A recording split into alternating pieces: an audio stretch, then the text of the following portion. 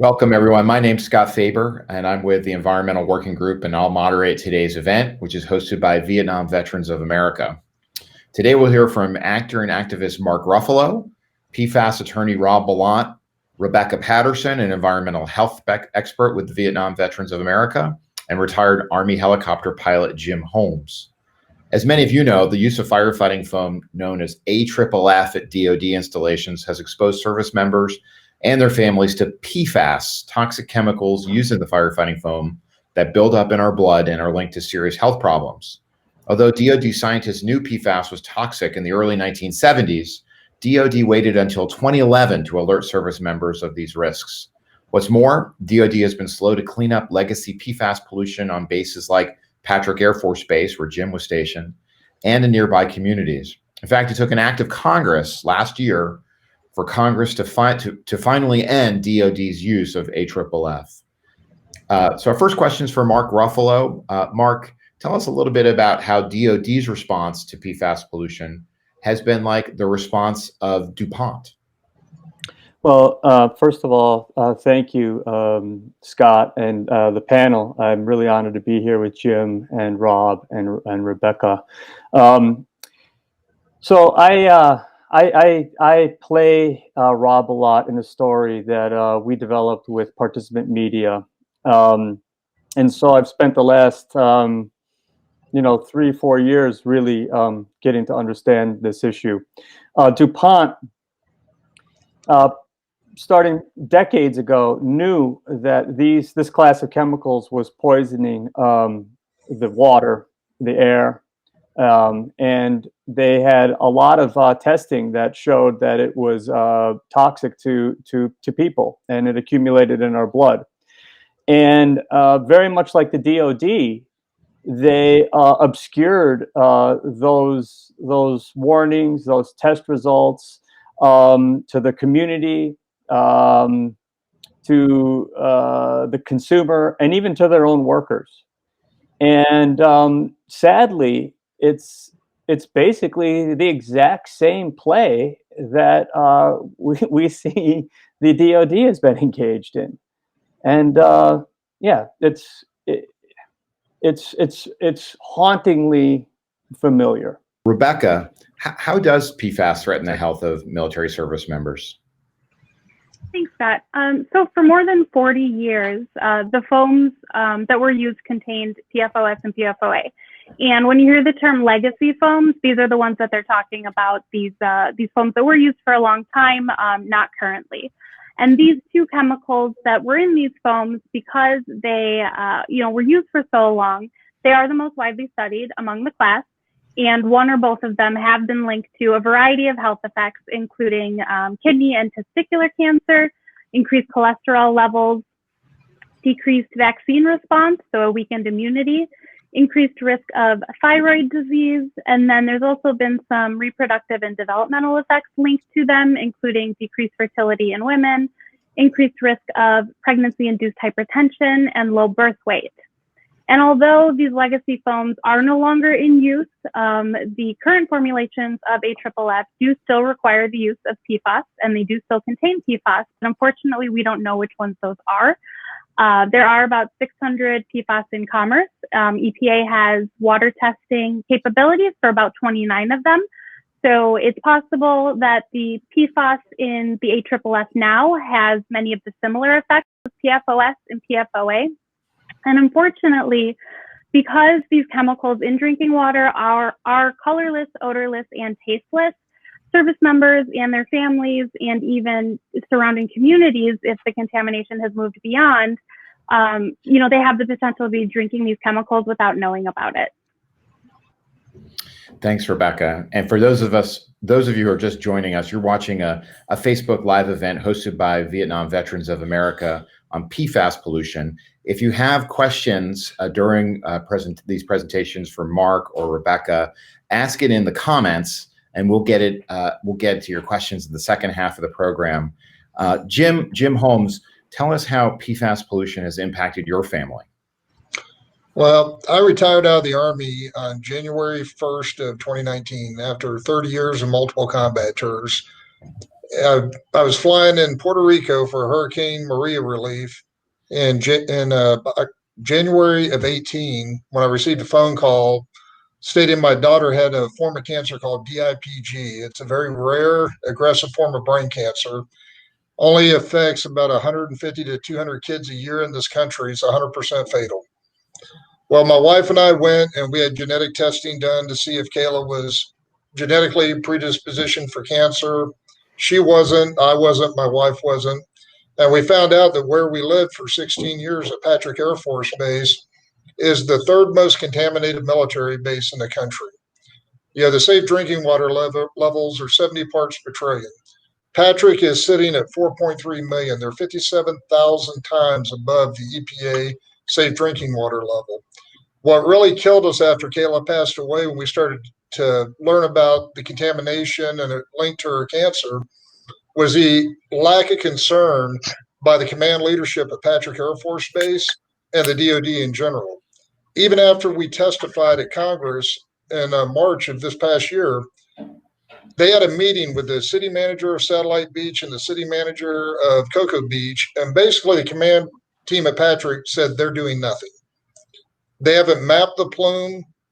They're not taking care of the wastewater. Basically they got told that we know we created the problem. We know it was our chemical, but we're doing nothing about it. That's not the military I grew up in. I mean, the military I came up with, and a general was supposed to be responsible for everything that happened on his base, good or bad. We don't pay generals to hide under desk. We pay them to solve difficult problems, and it's not being done in the DoD.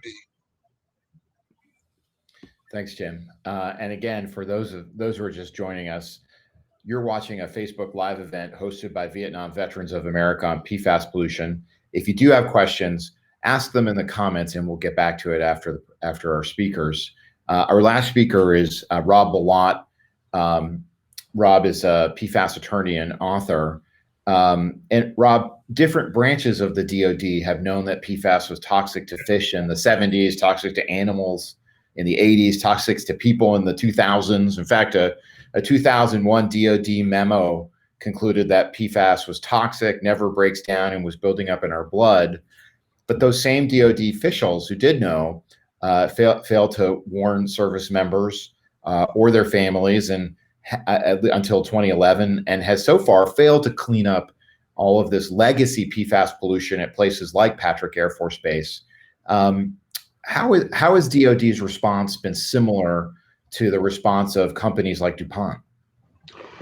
Well, first of all, thank you. Thanks for everybody for putting this event together, and for the Vietnam veterans. My father is actually a Vietnam veteran, and I grew up outside of Air Force bases. So I really appreciate everyone being able to have this event. Thank you, Jim, for sharing that story. Unfortunately, we're seeing a somewhat similar story here. There was extensive information known about the health impacts of these chemicals going back many, many decades. And there are extensive investigations going on right now, and continuing is to try to find out exactly who knew what when. Well, why don't I have a few questions here that folks gave us, and I will ask, let's see, send questions anyway. So Jim, a lot of people are asking about just your experience of, as someone who served, to find out to come home and find out that your daughter and family have been drinking contaminated water, and how that affected you. It was complete betrayal. I never imagined in my life that during my last 15-month combat tour that my daughter was at more risk than I was flying in Iraq.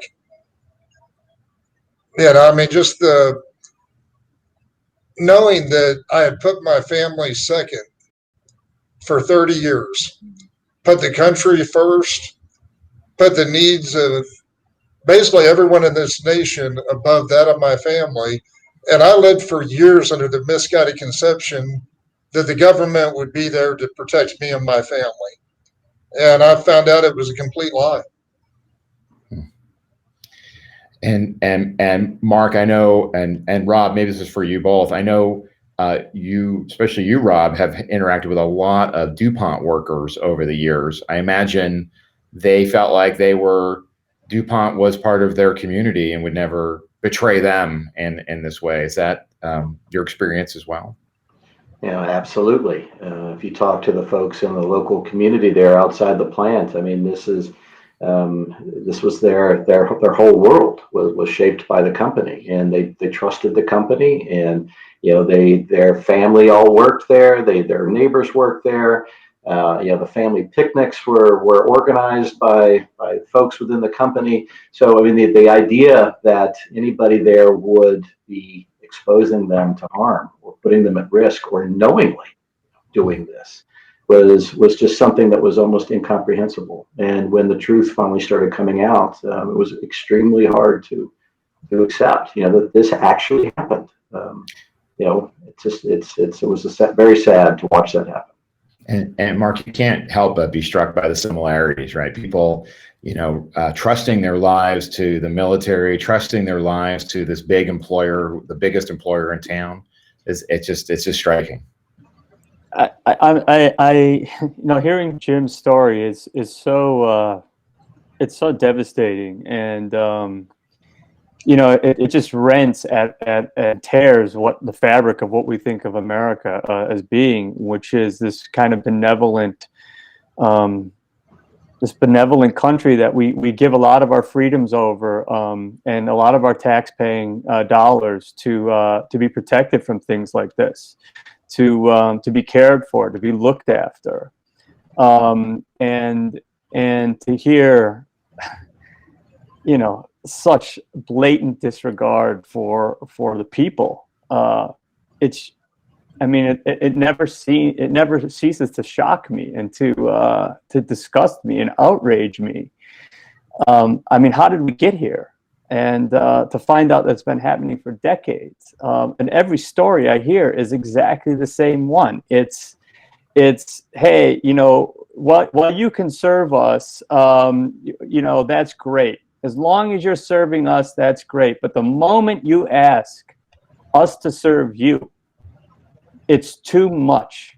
It's just too damn much. And hearing Jim's story is just like, it's the same story over and over again. And it's got to stop. And I'm so grateful for you, Jim, because I know it's not easy to do this. And I know it's not easy to step out of a military life and all of that service and say publicly that you were betrayed. That takes a lot of courage. And I know why you're doing it. You're doing it for the right reason. It's exactly why I'm here. Yeah, it's the same story. And it's outrageous. It's just, you talk to Mark Favors, it's the same story.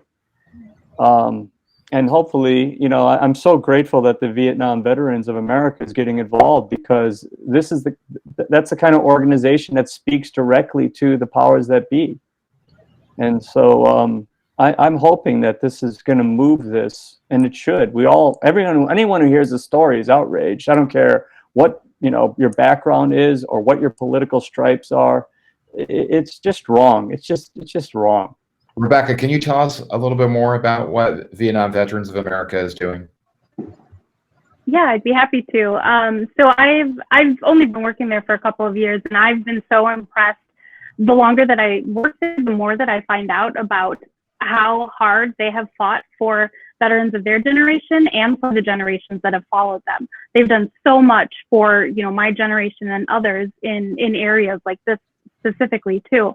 And so, by being there, I've learned so much over the short period of time. And, recently a lot of the other military service organizations and veteran service organizations have really started to come together so that we can use, our combined experience, our combined networks to come together and really work on all of these different exposure issues that happen in the military. One of which that's coming out very publicly right now is the PFAS contamination on military installations. And we've DOD has provided records that have so far confirmed PFAS pollution at 328 facilities, military installations, and suspects that there may be PFAS pollution at another 350 military installations. What's DOD doing to tell service members or dependents who may have served at any of those places that they may have been drinking polluted water polluted with PFAS? What's DoD doing to tell military firefighters who not only drank the water but handled AFFF, which of course the firefighting foam that contains PFAS? What's DoD doing to let people know that about the risks of health effects they may face?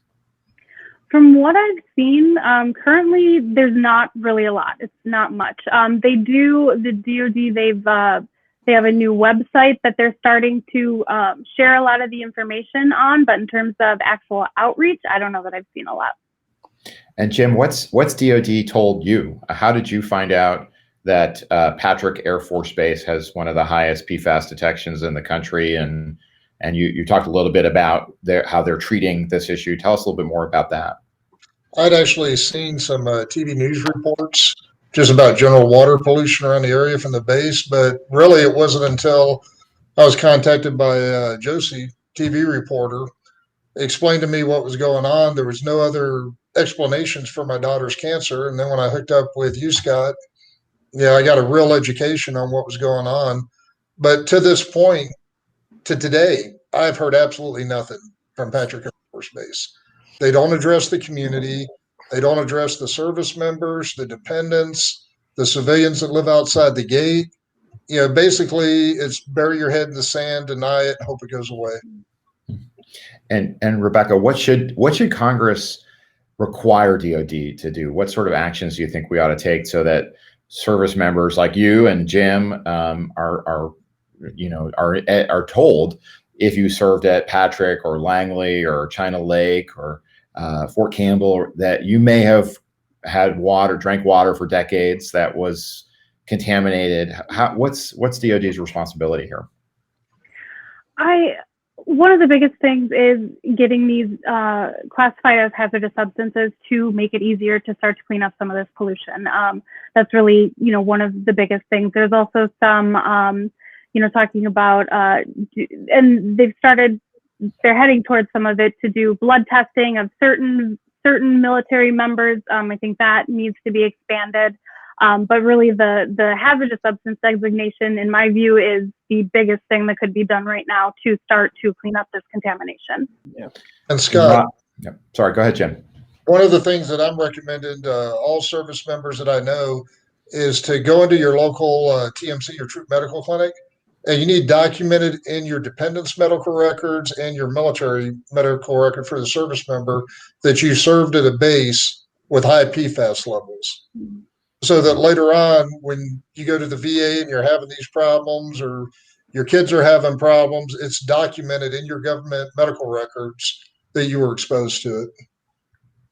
And Rob, you're a PFAS attorney. What effect does designating PFAS as hazardous substances have on DoD's response to this issue? Well, it could really be dramatic. Right now, these chemicals, PFAS chemicals, are not designated hazardous under any of these various federal environmental laws. And that's really being used as a shield by DoD, as basically an excuse to say that we cannot go in and clean these up because it's not designated. So, I mean, if these chemicals are designated hazardous, that would enable the Superfund law to be used to require these sites to be cleaned up. It would free up funding for these cleanups, and it would also allow DoD to be brought in as a responsible party and actually share in some of the costs of these cleanups. So it would have a really dramatic impact. These could be very expensive sites to clean up, and there's a lot of them all over. And I'll throw the last question to you, Mark. Who should pay to clean up all of this legacy pollution? Who's ultimately responsible for this pollution problem we're all struggling with? Well, I definitely don't think the taxpayers should be the ones paying for it, since this industry has made billions, probably even trillions of dollars off of these chemicals. I don't think it's any skin off their nose at this point to have to pay for these cleanups. That's what we do in the United States. I mean, you're responsible for the mess you made. You clean it up. But I'll tell you, testifying Capitol Hill, half that room didn't want to hear anything about that. And that was, really, really ugly. We could all agree that we need our water clean, but to have so many representatives say, well, these people shouldn't be cleaning it up, it should be you, the public, was just the greatest outrage, especially if you're a conservative and you believe in personal responsibility, as so many conservatives say they do. To throw this to us to clean it up it's sickening. But I wanted to ask the panel, what can veterans do? What can people in active service do today to push this forward, to protect their families? I mean, what Jim said was brilliant. Yes, you have to get this documented as soon as possible. But what else can be done? And then how do we assist them going forward? Rebecca, you want to take the first shot at that? Sure. Well, for veterans, a lot of people aren't aware that a lot of military bases, if there is contamination, there's something called a restoration advisory board. That is something that community members can be a part of. Not all installations have them, but if there's not one there, the public can request that one is formed. Doesn't mean it will be, but they can request it. And that is, the Restoration Advisory Board is a way for the community, people that are concerned about the contamination, to participate in the process, to provide some information. There's also some, when the ATSDR does their investigations, there's usually some opportunity for the public to participate in those as well. So there are a couple ways that veterans could participate. Jim? It's hard for active duty service members because if you complain, there will be retribution from the chain of command. I mean, when I testified to Congress March 11th, Scott saw when Congresswoman Debbie Wasserman Schultz held up the memo where the commanding general of the 45th Space Wing had basically downplayed the exposure of it. And basically, they didn't want to hear anything about it. I would encourage them to talk to their congressional representatives, call them, talk to their community representatives. For veterans, it's time to fight. We fought for our country for years. Now it's time for us to fight for our families and our friends and to end this. Thanks, Jim. That's a great place to stop. I want to thank our experts, Rob Bilott, Jim Holmes, Mark Ruffalo, and Rebecca Patterson. Thanks for joining us. Again, if you want to take action to help protect military families in nearby communities, there's a petition pinned at the top of the comments box. Thanks for joining us.